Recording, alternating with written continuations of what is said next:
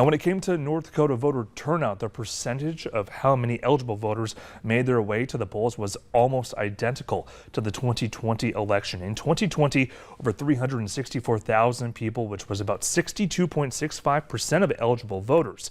Yesterday, over 371,000 people voted, which was 62.53% of eligible voters. There were over 12,000 more eligible people to vote this election than compared to 2020.